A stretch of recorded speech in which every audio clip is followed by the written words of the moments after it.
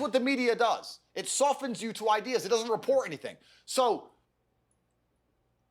welcome to Exit Babylon, where we zoom out, expose the systems shaping your mind, and point you back to the only real source of truth, God.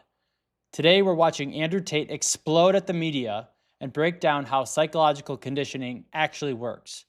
I'm not here to talk much, maybe one pause just to highlight something important, but otherwise, let's roll the clips and let you see clearly for yourself.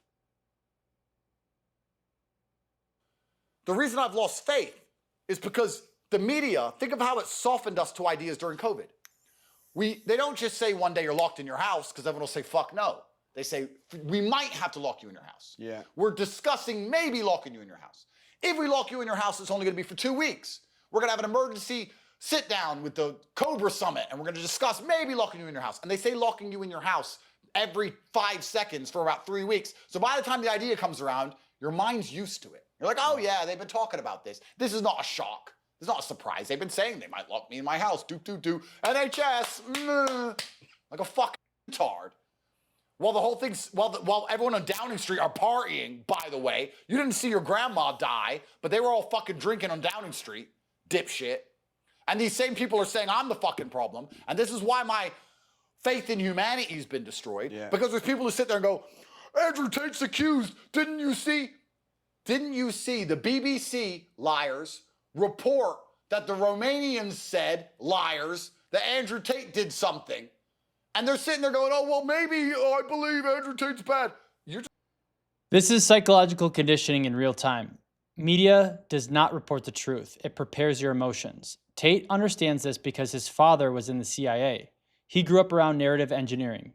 And honestly, with that background, he could be exposing the system or he could be a plant for it himself. That's why you don't anchor your worldview in any man. If you can't recognize the softening phase, Babylon controls you long before anything happens externally. Roll the clips. I think what you stand for and what you teach in my mind is one thing is critical thinking.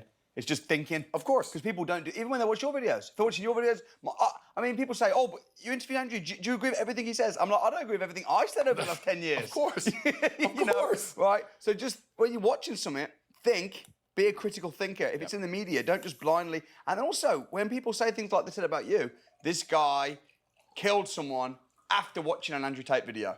And that was the BBC. Yeah. No, you know what we should talk about? We should talk about the number of fucking pedos that work for the BBC. Why don't we talk about that? Right. Why don't we talk about Hugh Edwards sending his ass to fucking little boys? When the BBC run up to me in Romania and they're like, oh, do you have a comment? I'm like, tell me about Hugh Edwards. You're a fucking nobody. Yeah, you think you're a reporter, you're a nobody. You don't have a badge. I tell the police to fuck off. You think I want to tell the BBC to fuck off? You're fucking clowns. Yeah. No one gives a shit about what you say anymore. Anyone with a brain anyway. Critical thinking, personal responsibility. Absolutely. Being strong, taking personal responsibility for your finances, for your health. Absolutely. That's the majority. When I see your videos, that's 90% of it. A little bit of trolling, a little bit of rage bait, a little bit of fine. Gotta keep it interesting. Yeah, but generally speaking, I think that's the message. But this goes back into what we were saying earlier, right? This is why I'm so happy for there to be losers. Because for there to be a winner, there has to be a loser. The reason it's so easy to win in the world today is because the majority of people are perfectly prepared to lose. Yeah. You just described, you have to wake up and you have to give a shit. You have to wake up and go, you know what? I'm responsible for my health, and I'm responsible for my finances, and I'm responsible for my family, and I'm responsible for the decisions I make, and I'm responsible for my work ethic, and I'm responsible for my motivation, and I'm gonna win. Yeah. That's all you have to do to be monumentally wealthy. Yeah. And the reason it is so fucking easy is because most people can't do that. If everyone could do that, then to win would be hard. So I would hate for all the losers to start being winners because then it's hard for winners to win. Yeah. And I still want to win against the winners. Yeah. But luckily, God has put us in this version of the simulation where it is so brutally easy to surpass everyone around us. Yeah. I look at people and just go, you haven't even fucking tried. It's like a race and the gun goes off and I start running as fast as I can. And I turn around and no one's even moved. Yeah. So I'm like, all right, well, I'll jog then. And, I'm nearly done and no one's even moved. Then I start walking. Then I just lay down and just have a rest. And I look at the back of the finish line, the start line, and everyone's still standing there. Yeah. I don't feel like running. I'm not motivated. I'm stressed. I'm depressed. Gary said the government's gonna fix it. Like, they're all just standing around the fucking start line. Yeah. And I'm right there at the finish line. And they're telling me like, oh, you're a bad person because you have money. I just gave a fuck about my own life. Yeah. Like, I just cared. How there are people waking up each morning and not giving a shit about their own life. Yeah. Who do you expect to wake up and give a shit if you don't? You think Gary or fucking Keir or even you or me, do you think any of us wake up and go, John, I really need to get John a Ferrari. I really need to get John a Ferrari and a hot bitch and a nice big house. Today I'm gonna focus on John. No, we don't give a fuck. We'll help you if you're here to help, if you're here to be helped. Now you care. No. You care about John. No, the point is, if John cares about himself, then you'll be able to help then I'll help him. Yeah. But if John doesn't care about himself, I don't care about John. Last interview we did, we had about 7 million views on that interview, and you even said, look, go down to my free newsletter. Yep. Do this, do that. Absolutely. How many of the 7 million people that watched the video will have done it?